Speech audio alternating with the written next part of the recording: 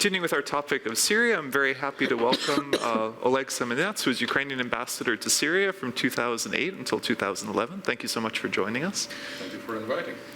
So the first question I had, because you had written a text that I had read before, so before this week, and what really impressed me about it is you said that you were surprised that Russia hadn't used these arguments about the Russian world, the Ruski Mir, and all this holiness connection in Syria. So why had that struck you, and are you surprised by how things are working now, or does it make sense? Well, I was writing it exactly on the 24th of September. And it logically comes from the course Russians are taking towards Russian world. And I was surprised, of course, but on the other hand, I was not surprised that in 6 days after bombing in Russia, the hysteria has started. Hooray, Damascus is ours, like Crimea is ours. When we had a statement from a representative of the Russian Orthodox Church who declared that Putin's war against terrorism in Syria, he called it a holy war, even. Exactly. But even at the grassroots level, ordinary people, bloggers, they were very enthusiastic about that. And then on Russia 24 channel, I also saw one gentleman who is it seems to me, a director of some kind of research center for Middle East, who said that, well, it's a holy war. Syria is our sacred place, and we should defend it, because it is from there that Orthodox Christianity has come, and it was implanted to Russia from there. Ambassador, you used to work in Damascus unless the Ukrainian embassy had been operating there. But in general, there is a lot spoken about the Russian airstrikes, but the Russian military had been present, not on that scale before. So for our international audience, how can you explain what were the Russian presence in Syria, both military but also political, it's a long history, but especially within the last years? At that time, and I would say quite some time, Russia has been exerting very powerful influence on Syria, on its course, on the regime generally. Because Russia was supporting President Assad, the father, and they were also supporting his son after almost 30 years in power. And I would not say about the military forces, about some kinds of but basically they had very strong positions there, and specifically in the trade for arms. They supplied the regime with all kinds of weapons. I looked up in my notes, and in 2010, during the visit of the delegation from respective Russian agency, they signed contracts mainly for missiles and armored personnel carriers for about $1 billion. And I remember you saying as well, during your time as ambassador in Syria from 2008 to 2011, there were military advisors and other people there. But could you also describe, I mean, this naval facility they have at Tartus, because it's often described as a naval base, but it doesn't seem to live up to that description. No, it's gross exaggeration, because this, in fact, is a service point where they can refuel, where they can get fresh water.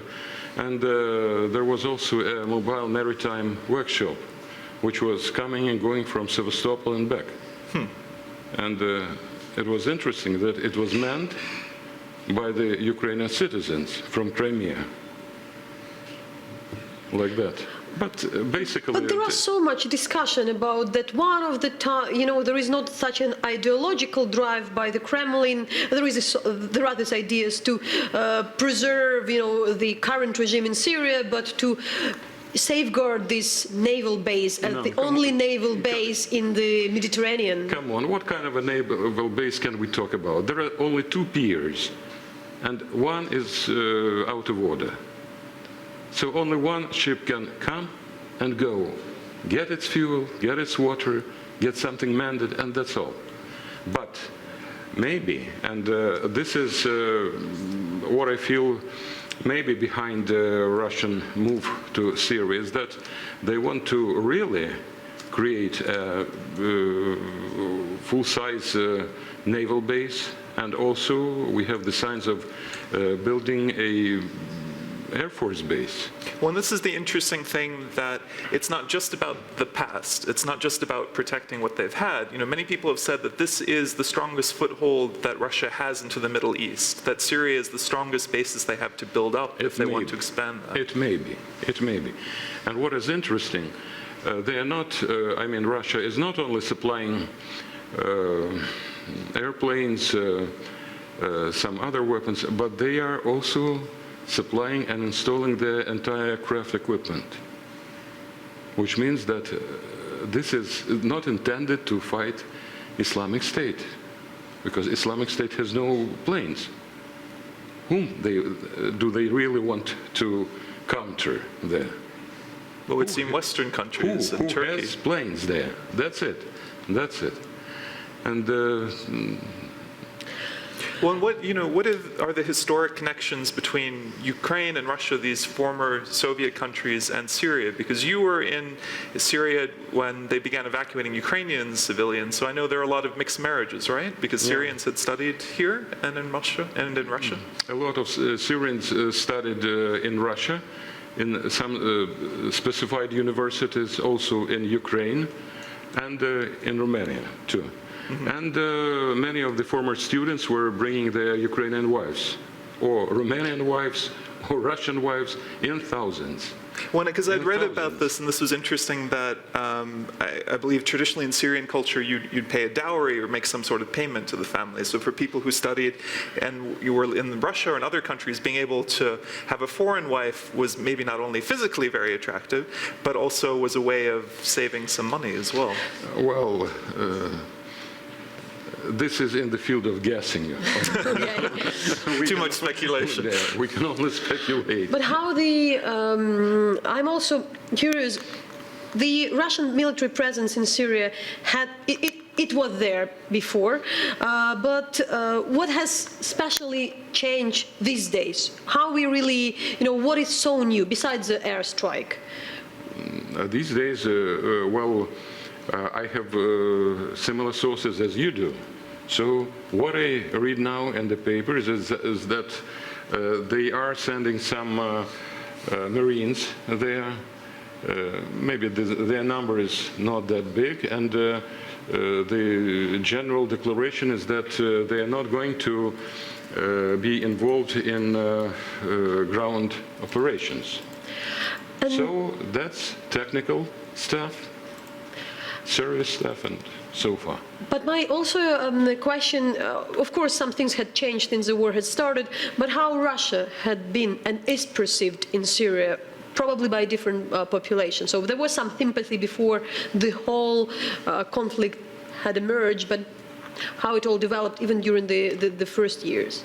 Now the whole Syrian society is in shambles, and that's why we simply cannot see what are the relations.